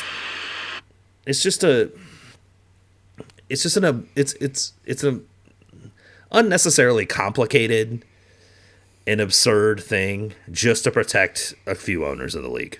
Yep. Yeah, it's. I think the worst thing about it is it just reeks of the same old issues that we've seen with MLS for, the 30 years, and it's like, why? Like, what's the point here?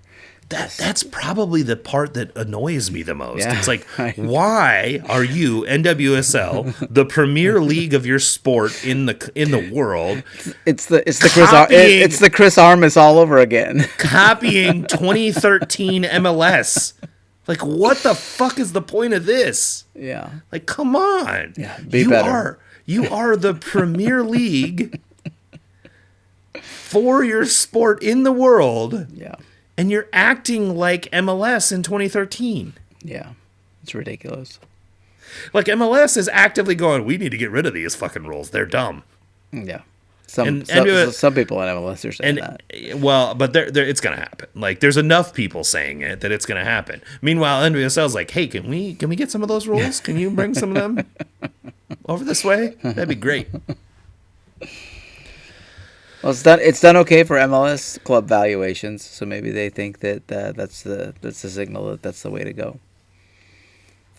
Yeah, but those clubs are like, if we want our valuations to get higher, we need to get rid of these rules. Yeah, right. Like, so the problem is that it's a lot easier to lose the status of the league where all the greatest players want to come than it is to gain it once you've lost it, right? So, they've already had it. Like, don't lose those players. Like, that's the thing, and because once you lose them, then you start chasing them, and MLS is seeing how difficult that is.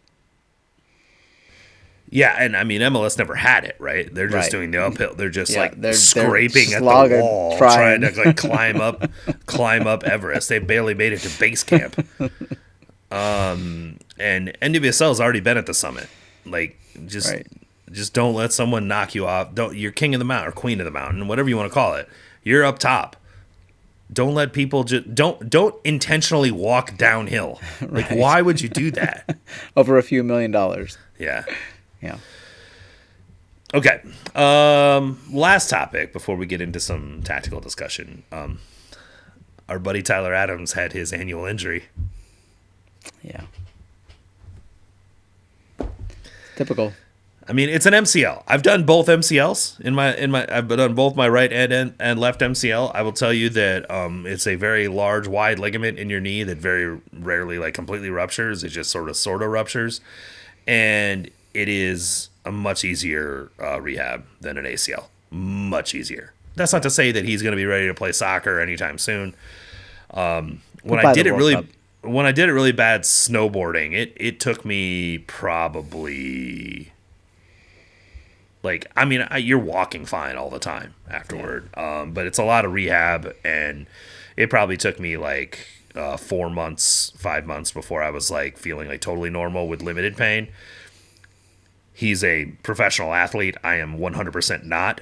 I expect with the physio and stuff like that, like he's probably going to be on the pitch in the spring for Bournemouth, probably April timeframe. I would not be surprised at all if he's playing matches. And that will actually be good at that point to actually get the muscles around his knee strong again. Like that's the biggest issue is atrophy and all that stuff because you go immobile for a while you let the ligament heal, and then it sort of gets really tight and you have to sort of stretch it out, and you're doing a lot of like rebuilding of the muscle around the knee to like stabilize it again. But it's not something that a professional athlete's unfamiliar with, and I feel fairly good that he's going to be okay come July. In fact, he'll probably be in really good shape come July because he's not playing soccer right now, but he will play it for a couple months and then be in like sort of peak condition. It may be good for him. Chris Richards, on the other hand, yikes! Did you see this at all? I did not. I just know that something happened. I don't know what it was. He went up for a header and then came down weird on his knee and sort of acted weird for a while and then came off on a stretcher. That's not good. No, and especially at a position of such concern for this club, right? Like he's the only good center back that we have.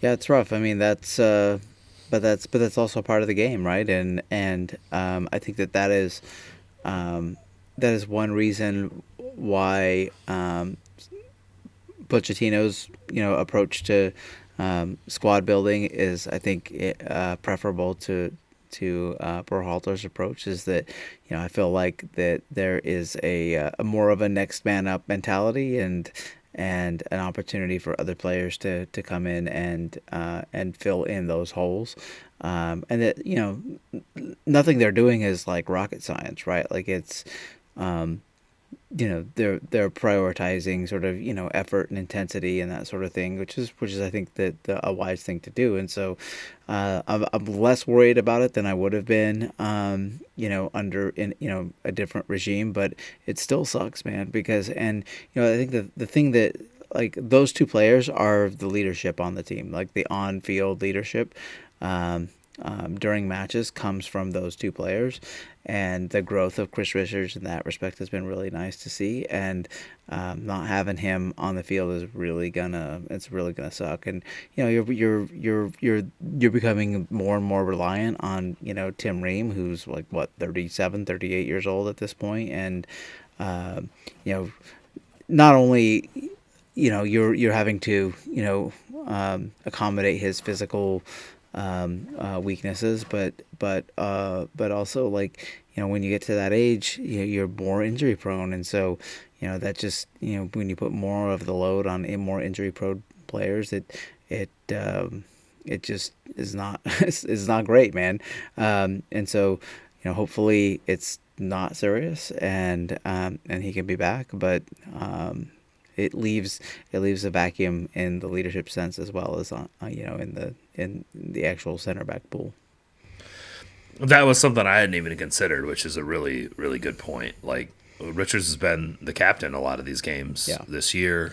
Tyler has been when he hasn't been around, or Tyler has been when he has been in the team, and Richards has been most recently. Yeah, that's a really good point. I mean, it's Ream probably after him, and you're making a really important. I mean, I think I had sort of resigned myself to Ream playing a fair bit at the World Cup. Like, Absolutely. it's just sort But of there's a what it's gonna difference be. between him having to play and then relying on him to be like the guy back there, and that's kind of I don't know about relying on him to be the guy, but definitely being the captain of the team and the leader of the team. Yeah. I mean, I have less concerns about Ream doing that just because I think he's the most likely guy to become a soccer coach when he retires of all of the players on the team. Like, he seems to have those chops. I do think that, and he seems to have that rapport with Pochettino. By the way, like when he's been in games and come off, there's pictures of him going up and talking to Pochettino on the sideline and sort of giving sort of feedback. So I think that rapport exists. So I'm not necessarily concerned about that. The leader, as long as Ream doesn't get injured too. But man, like the center back line is an area of concern for this team. And the Pochettino has sort of semi-fixed it with this hybrid back three, back four thing that he's doing with, and he's often done it almost with, like, he'll have three actual center backs on the field and have like a guy like Miles Robinson playing in that elbow position, or Joe Scally or somebody like that. Like, you have these guys who are really playing nominally at center back as the right back, sort of creating that balance. This limits that. Like, you remove Chris Richards, and now who you have to slide people over, and I mean, it's a concern. It's a concern because this team is just not very deep defensively. So, to be determined. Hopefully, it's not a huge injury, but it did not look great from the pictures I saw. Yeah, that sucks. But I think your point is valid about Poch creating the environment where next man up is very much the thing. I think that is absolutely what he's done. He's widened the pool. He has prepared many more players to be ready to be in the team. And so the hope is that pans out, because there are going to be injuries. It's just the way it goes. Like, your national team is never 100% fit. Yep. So that's the case. It's just part of what they're going to have to deal with. Okay. Last topic of the day. Modernizing positional play.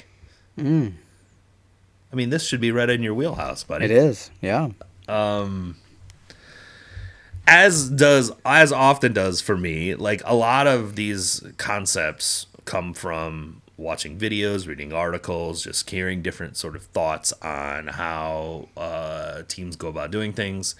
As regular listeners of this podcast know, I am an avid YouTube subscriber of Football Meta. I love the visualization that Colin does regarding, like, how just, like, in a short window, sort of explaining the style of a team and how they go about doing things. And I think, to your point earlier, Cody, coaches' influence on teams may be overstated a little bit. It's certainly in game. I don't think that they're doing much of anything in game. But I do think that the structures and the ideas they give players about how they want the team to play in practice and in training prior to the game are important. And you see this. So, this specific conversation was probably the most, or the specific video, and I'll post it in the pod chat afterward, is probably the most relevant one I've seen to Sporting Kansas City, both in what I expect their team to look like next year, as well as what their roster is. And so it, like, fits with the concepts of what the roster and what we've heard about the coaching pool so far. So, like, the two coaches we've heard about that were supposedly approached or supposedly finalists are both 4-3-3 guys, possession-based guys that, want to use that type of system. We've discussed several times that Mano Garcia, he's the Vermes platonic ideal of the 8-10, the left-sided 8-10 in that setup in a 4-3-3. And that trying to shoehorn him into other roles may or may not be the best way to get the best out of his skill set. So if you sort of go back to, okay, if this team is going to play a 4-3-3, if they're going to use possession and positional play-ish philosophies, how do they modernize it so it's not so predictable? and it doesn't turn into this umbrella of despair type stuff that we've seen in the past. So the latest football meta that I watched was discussing Porto specifically and how they use positional play in different phases of the game. And I'm not going to try to recreate everything that he goes through in the video because there's a really good job in a 10-minute window of sort of explaining possession in different phases of the field and how the structure is altered. But what I will say is it's the reliance on third man rotations was a really key part of it. And it was also using your players to create gaps between the opponent's lines. And I thought that was both of those things were kind of interesting. So, typically in a positional play system, you're spreading space out, right? You're spreading out the field in both horizontal and vertical channels. You have heard us talk about this for years if you've been listening to this podcast for a long time. Using the horizontal and vertical spacing of your players to both create triangles as well as create space within which these players can move around. What Porto is doing in their build-out phase and in their sort of mid-block phase, or sort of their control progression phase, I should say, not mid-block. Mid-block's a defensive phase. But in their build-out phase and their control progression phase is very, very interesting to me. So Colin does a really good job of explaining that their build-out phase from like a goal kick or from goalkeeper possession, he calls it a 3-4-4 because the goalkeeper is such an integral part of it. And so you have the two center backs flanking the goalkeeper, you have two central midfielders in front, and the two fullbacks are staying home on either side, and it creates a 7-man multi-triangle overload to whatever the opponent's pressure shape is. So, like, if you consider a high pressing team, or most aggressive teams these days are pressing high out of inside your 18 possession, you actually have a 7v6 in possession in that circumstance. So you always have an open man, and it's creating. And he does a really good job in the video of showing the like 5 triangles that are created from it, so that there's always an open man. What it also does is if you possess enough in that, like you're able to move the ball back and forth enough through those two lines, that 3 and that 4, it pulls those 6 players close enough while your front 4 are pushing the back line man to man, that you've created a huge gap between those areas. And then your Manu Garcia or your Dejan Joveljic can drop and receive a ball through, and then whichever one doesn't receive, the other one is dropping for a third man layoff. Does that make sense? Yeah. So it's like there's this philosophy. It's almost a little bit like San Diego, if you've watched a little bit of San Diego this year, where they sort of draw pressure in and then have the third man roll off and have that sort of rotational thing. It's a really good way of using a 4-3-3 where your defensive midfielder and then one of your central mids drops back, the other one goes forward. And I just think about that a lot because that sort of fits within this personnel grouping that Sporting has, right? Like not you would so have much, not so much John Polskamp, but yeah, everybody else. Right. Sure. Yeah, for sure. Well, they have Stephen Cleveland as well, right? So like that may be a thing where if Polskamp can't figure this out, maybe it's a Stephen Cleveland type of thing. And then when they move forward, so if the team doesn't press and they do sort of a control progression phase and sort of move forward, they get into a setup that that is very familiar to me from when I played youth soccer. And back in the day, we didn't really talk about 4-3. When I was a kid, when I was in the 80s, when I was playing soccer, God, I'm old. Jesus fucking Christ. But I remember very distinct. I mean, when I was in youth soccer, when I got into like high school and club soccer, there was a little bit more structure and whatnot to it. But I remember distinctly in youth soccer, we would get in this 2-3-2-3 setup. You know what I mean? Where it's sort of the double W. And you sort of had that spacing where the center backs were behind. You had sort of that sweeper in front in a triangle with the center backs, and then the fullbacks were flanked. And similarly, you had wide inverted players, a center forward, and then you had 2 midfielders in front of them, right? Mm-hmm. And like there was that sort of 2-3-2-3 kind of setup. And you could see this setup working. And I think the way that that Colin explained it on Football Meta is like you had the builders, which were that back W, that 2-3, and the invaders, which were the front W. And you were sort of using the builders to feed to the invaders. And the way the spacing worked, you had outlets to the flanks, but also direct lines to the forward line if those angles sort of came out. It's a really interesting way of doing it. And then also, if you keep your fullbacks in that second line a little bit inverted, and then keep your wingers really wide, it sort of gives you the ability for those fullbacks to press into that forward line. And you sort of get one of those 2-2-6s or something like that, where you've overloaded the back line as well. And it sort of talked about how they were creating very quick, like building from deep, and then almost creating transition-based attacks from that deep position. Mm-hmm. I found it fascinating, only because I found it to be the most applicable way that I could see this club, especially without having an elite progressive passer, moving the ball forward and moving it in a way that would create overloads against the opponent's defense, where they either have a 4-on-4 running against their back line, or maybe even a 5-on-4. But regardless, they've got 4 runners in the box when there's a transition event. Yeah, I think that sounds really interesting, and I think that I think at minimum what I would love to see from a coach is a similar sort of like forward thinking style, right? Like a coach who's not afraid to be innovative and try things like what you've just described, because it's not that's not something that like specifically that I can recall having seen from an MLS club. And so most of them send their fullbacks up and build out, right? They don't really hold them back like that.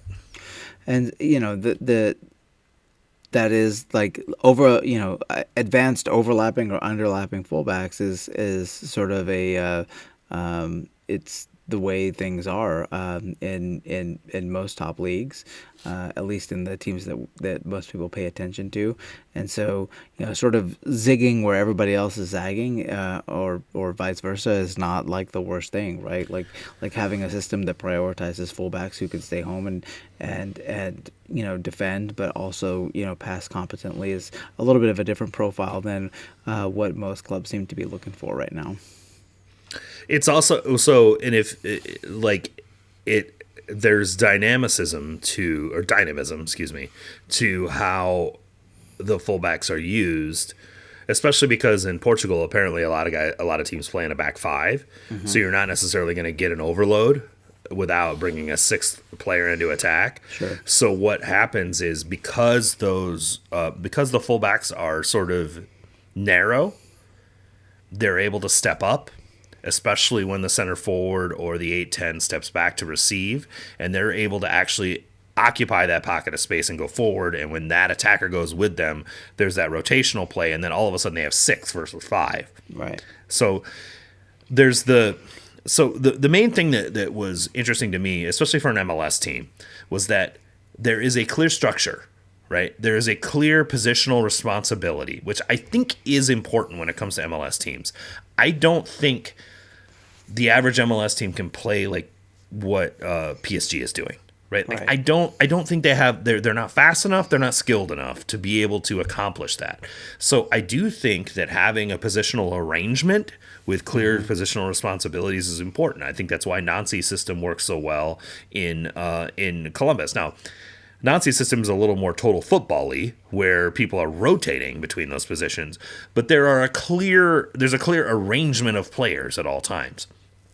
What's happening at Porto is there is structure until there's opportunity to overtake the opponent, or to take advantage, to create overloads and to create chaos for the opponent. And when that happens, you're allowed to do that. And then everyone sort of knows that, okay, and the third man rotations are sort of ingrained in what they do to be able to take advantage of it. And that's the part where it's like, I see an advantage, I take it immediately. Yeah. And 3 of my teammates are coming with me. Right. And that was the part that I found fascinating. And I do think that is probably the closest correlation I've seen to what the U.S. men's national team has done over the past couple windows. I don't know if you've seen kind of how their midfield, their third man rotations work through midfield. They're sort of in out, and the next guy is running, and there's quick movement of the ball, which if you're playing into space doesn't need to be that precise, right? Like if you're looking forward when that ball's coming and running downhill, it makes it a lot easier for that to be an effective movement, right?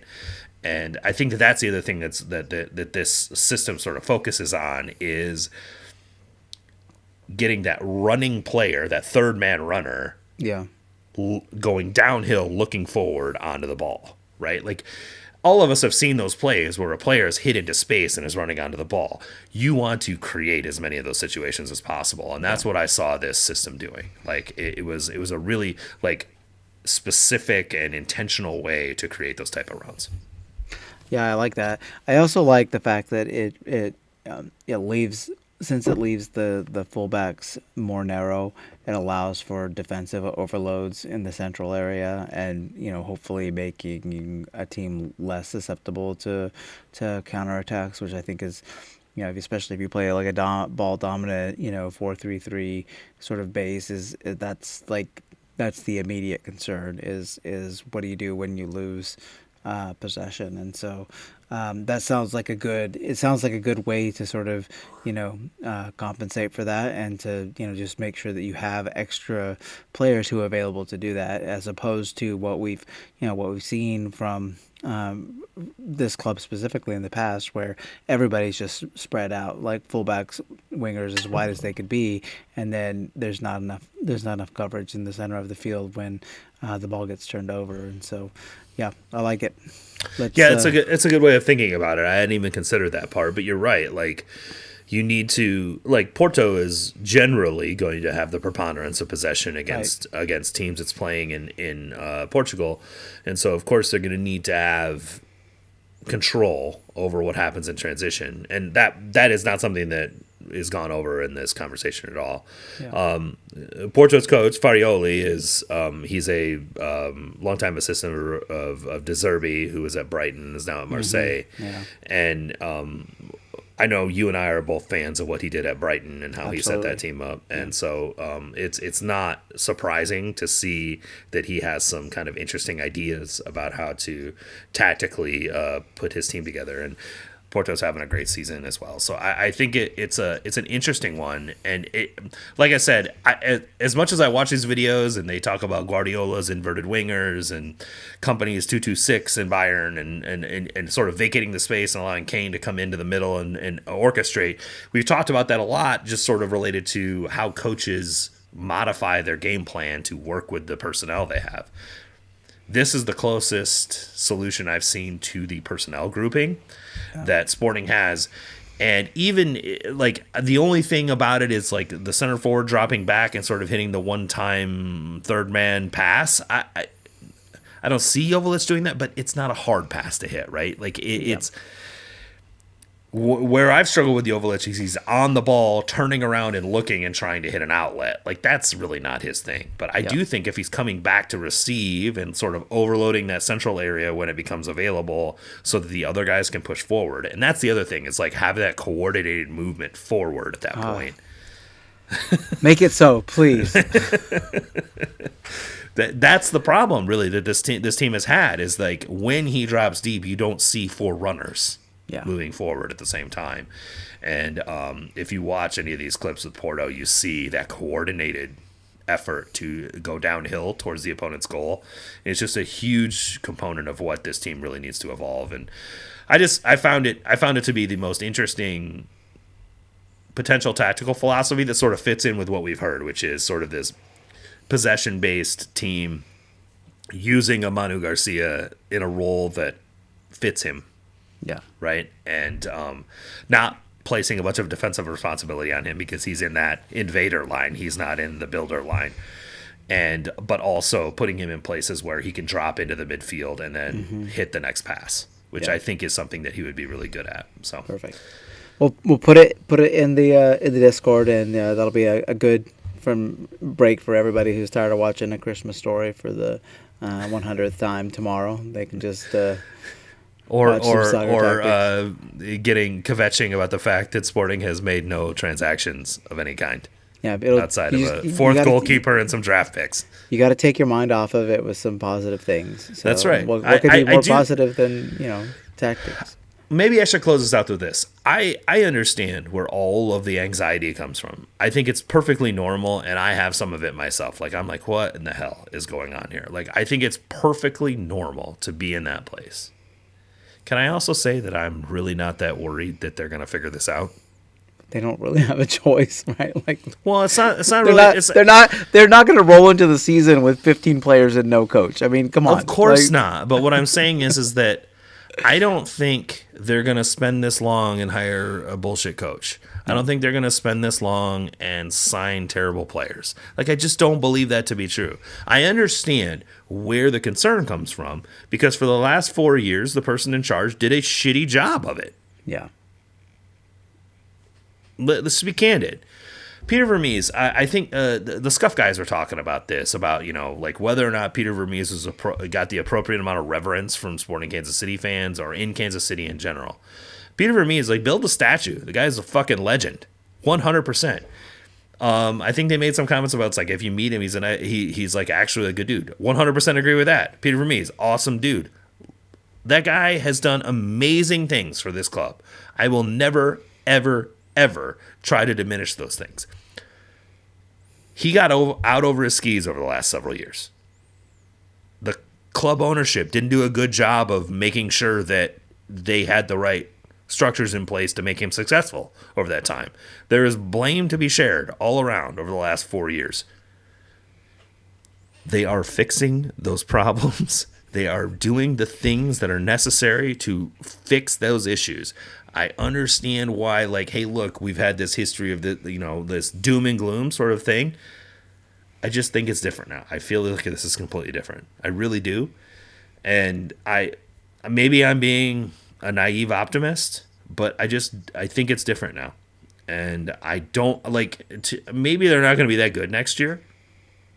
Maybe not. They're not going to be as bad as they were last year. I promise you. I promise you, dude, they're not. I don't think they are either, but,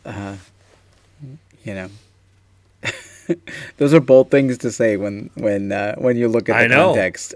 That's great. Clip it. Let's talk about this in December next year. Clip it. Let's do it.